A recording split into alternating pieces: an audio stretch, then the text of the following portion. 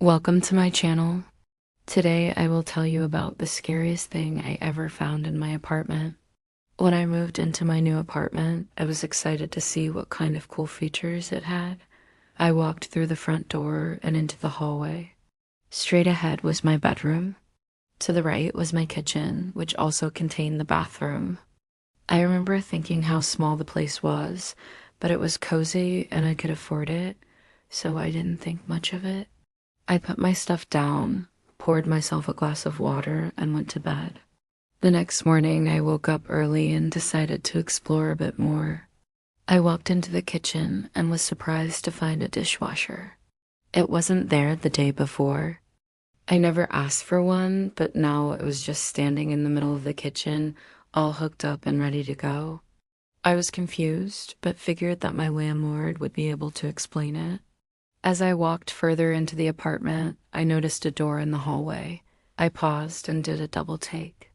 I'm pretty sure that I would have remembered seeing it before, but I must have subconsciously blocked it out.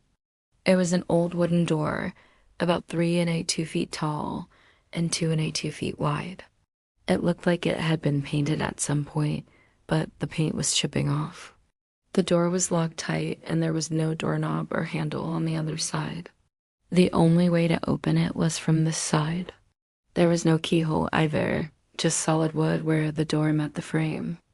On the other side of the door, I could hear what sounded like humming, but it was a low frequency that I could feel more than hear.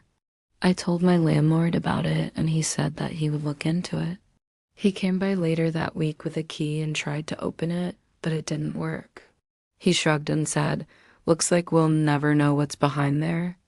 I was freaked out by the door, but mostly just because it meant that someone was in there and I couldn't get them out. Whatever was behind that door was trapped and it wanted out. I could hear it moving around, and sometimes it would cry out, "Let me out," in a raspy voice. Sometimes it sounded like a man, and sometimes it sounded like a woman. I started bringing headphones to work so that I could drown out the sounds when I was home. I even bought a speaker so that I could play music through the door to try to communicate with whoever was behind it. But after a few days, the sound stopped. I was relieved until one night around 3 a.m. I heard knocking, slow and rhythmic, coming from behind that very door. I pressed my ear against it and a whisper leaked through the cracks. "Let me out. I've been waiting." Terrified, I stepped back. The knocking grew louder, frantic, until the frame rattled like it would break apart. Then silence. I thought it was over, but when I turned to walk away, the door creaked open by itself. Inside was nothing but blackness.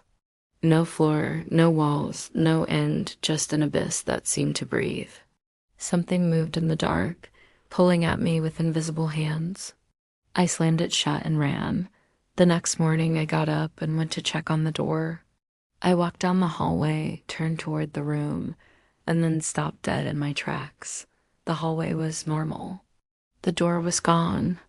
But when I looked at the wall closely, I saw fresh scratch marks, like something had tried to claw its way out. I called my landlord, but he didn't answer. I left a message, but he never got back to me. I don't know if that door is still there. Maybe one day I'll go back and check. But for now, I can still hear the whispers sometimes. They come on cold nights when the wind blows through the trees outside my window, and I can feel the vibrations in my bones. Let me out. I've been waiting.